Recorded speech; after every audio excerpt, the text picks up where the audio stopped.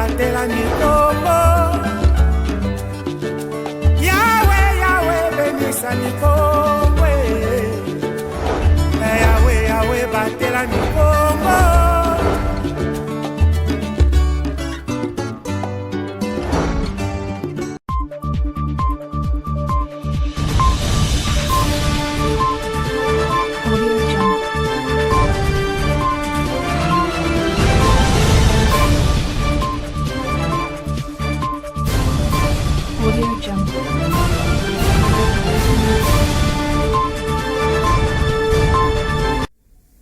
Mesdames, Messieurs, heureuse de vous retrouver à travers ces rendez-vous de l'information sur Ma Bannière Télévision. La députée provinciale Madeleine Bella, élue de la ville de Matadi, a dissipé le malentendu autour de la polémique qui règne à l'Assemblée provinciale du Congo central après le rejet de la question d'actualité adressée au DG de la DGRKC sur son arrestation en mars dernier. Les détails, c'est dans cet élément de Roger Missamo. Suivez.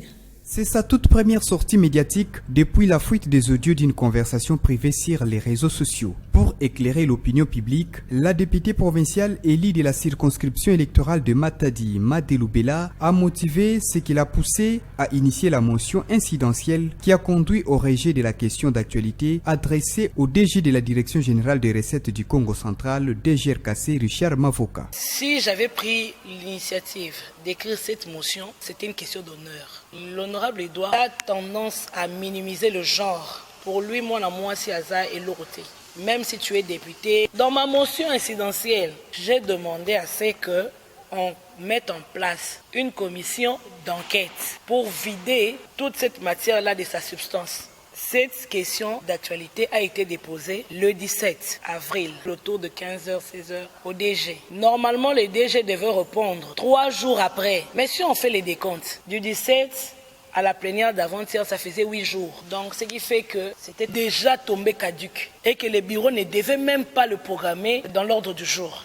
Concernant les allégations de corruption brandies par les députés Edouard Sambasitou, la députée Madeleine Bella répond. Je m'inscris en faux. Je n'ai jamais reçu 3 millions de francs congolais de qui que ce soit.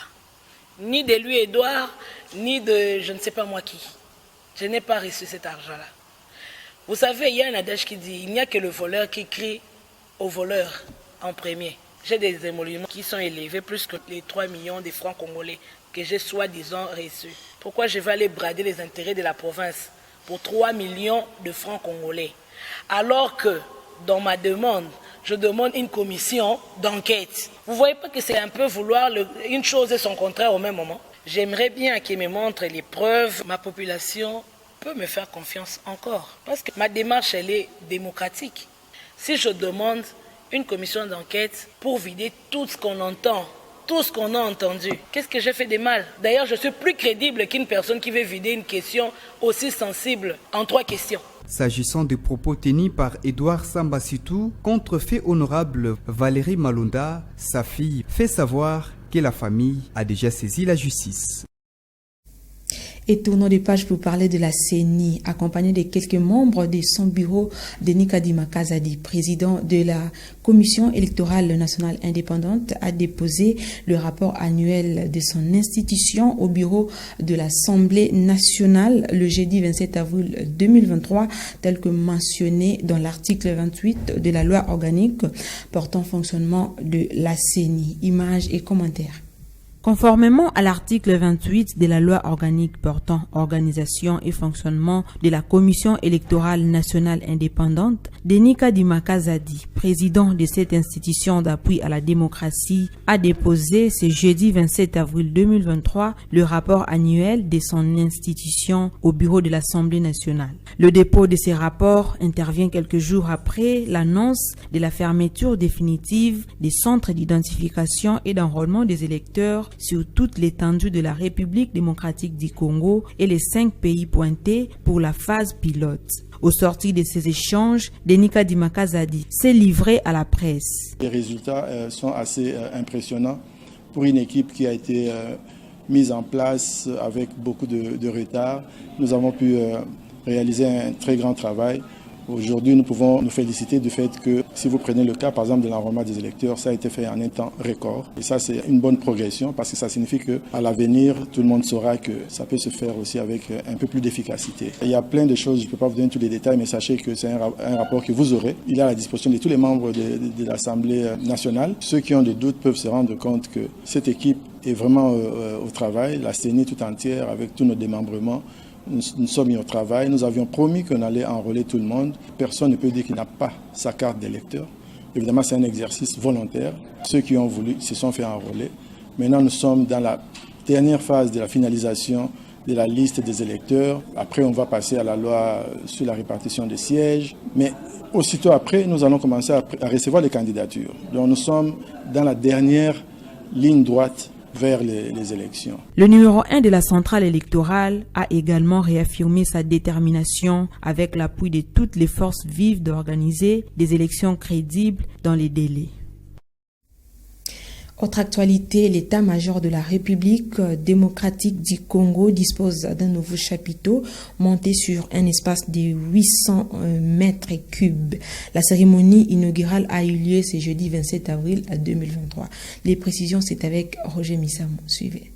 Le vice-premier ministre, ministre de la Défense nationale et ancien combattant Jean-Pierre Bemba Gombo a procédé ce jeudi 28 avril 2023 à l'inauguration du nouveau chapiteau de l'état-major des FARDC au camp lieutenant-colonel Kokolo. Avant la cérémonie proprement dite, le patron de la défense congolaise a réuni autour de lui les chefs d'état-major général des FARDC, lieutenant-général Chiwewe Songesa Christian et tous les chefs d'état-major des forces terrestres, aériennes et navales. Cette grande réunion de l'état-major élargi a pris environ 2 heures, mais rien n'a filtré à la fin. Sans pourtant donner assez de précisions, les confrères du service de communication et de l'information des forces armées, SIFA en sigle, ont fait savoir que cette réunion stratégique a tourné autour d'importantes questions liées à la sécurité et à la défense de la mère patrie. Le vice-premier ministre de la Défense a par la suite procédé à la coupure du ruban symbolique et à la visite de ces chapiteaux d'une capacité d'accueil de 1750 personnes bâtis sur un espace de 800 mètres carrés dont les travaux ont coûté au trésor public $400 000 américains. C'est désormais le cadre qui abritera les hautes réunions sécuritaires de l'état-major général des forces armées de la RDC. Et dans l'actualité continentale, au 4e jour du cessez-le-feu entre l'armée régulière et les paramilitaires des forces de soutien rapide à Khartoum, au Soudan, l'ampleur des affrontements est visible. Les habitants manquent presque de tout. Suivez les précisions dans ces reportages de nos confrères du TV5 Monde. Quand les explosions cessent, les habitants les plus courageux s'aventurent à l'extérieur. Ils peuvent y observer voitures carbonisées et bâtiments noircis dans des rues quasi désertes, résultat des combats qui détruisent Khartoum, la capitale soudanaise. Ce jeudi, au 3e et dernier jour d'une supposée trêve, les bombardements ont été encore nombreux. Mais on peut voir aussi des scènes quasi héroïques, comme de courageux électriciens qui tentent de restaurer l'approvisionnement en courant électrique. Nous sommes là pour réparer la centrale électrique de Chambat. Les gens souffrent, il n'y a pas d'eau. La station de pompage est fermée, alors ils dépendent des forages. Tout ça, c'est pour servir les citoyens. Que Dieu remette les choses en ordre dans le pays, qu'il restaure la sécurité et la stabilité. Les conditions de vie sont de plus en plus difficiles pour les habitants qui n'ont pas pu fuir. L'eau, l'électricité, l'essence manquent et les pénuries alimentaires deviennent drastiques. Il n'y a pas de marchandises. Nous ne recevons pas. Pas de blé. Rien ne rentre. On ne peut rien livrer dans ces circonstances. Nous espérons que Dieu vienne en aide au peuple. Si la situation est mauvaise à Khartoum, elle semble encore pire dans le Darfour, la grande et pauvre région dans l'ouest du pays. Les informations manquent, mais Associated Press a authentifié cette vidéo amateur qui témoigne de la violence des combats à El Geneina, capitale du Darfour ouest. Depuis plusieurs jours, l'ONU fait état d'attaques contre des civils et de pillages, et aussi d'armes distribuées à la population. Alors que les pays étrangers terminent l'évacuation de leurs ressortissants, les Soudanais aussi ont pris le chemin de l'exode. Ils sont plusieurs dizaines de milliers à être arrivés dans les pays frontaliers. À Arkin, poste frontière avec l'Égypte, on se bouscule. L'Égypte seule aurait accueilli 14 000 Soudanais depuis le début de la crise. Parlons sport à présent. Début ce samedi 29 avril 2023 des rencontres pour les quarts de finale aller du championnat provincial semi-direct. L'élite du football dans le Congo central a réservé des belles parties entre équipes encore en lice pour les plaisirs des amoureux du sport roi. Rivantiala. C'est le derby entre équipes du territoire de Kazangulu qui va ouvrir les quarts de finale du championnat provincial semi-direct. Le stade Diogas accueille samedi 29 avril l'opposition entre l'association sportive Viki Bisweswe et le football club Kazangulu. Les deux clubs se retrouvent à cette étape de la compétition grâce à leur succès sur l'ASV Club de Mbanzangungu pour l'ASVB et sur la JS 4 étoiles pour le football club Kazangulu. 15h, c'est l'heure que sera donné le coup d'envoi. Dans cette même compétition, la suite des quarts de finale promet plus de vibrations dimanche 30 avril avec 3 rencontres à Matadi, à Kwilungongo et à Sanda. La ville portuaire et le stade d'Amar seront le théâtre du face-à-face entre le Sporting Club Amical Airbrousse et le cercle sportif Motema Pembe de Boma. Le stade béton de Kwilungongo va abriter la rencontre JS Kwilu face au TC URSS de Mwanda. Quant à l'alléchant tout capable Elima contre AS Inga, c'est le stade Mavungu qui est choisi comme site. Ce choc entre les deux clubs qui offrent plus de spectacles ces derniers temps en province ne demande rien d'autre si ce n'est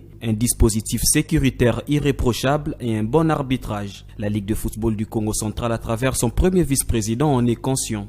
Il va falloir prendre plusieurs dispositions sur le plan sécuritaire et puis les choix des arbitres que nous mettrons pour cette rencontre-là. Nous devons savoir sécuriser les officiels. Pour ces matchs-là, n'ayez pas peur, c'est un match de football, ça va passer. Les rencontres retour interviendront dans une semaine.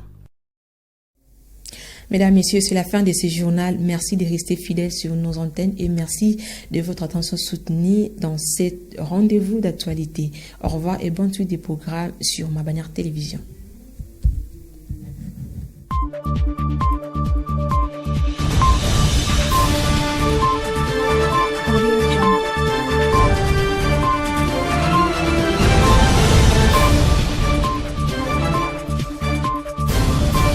Audio Jungle.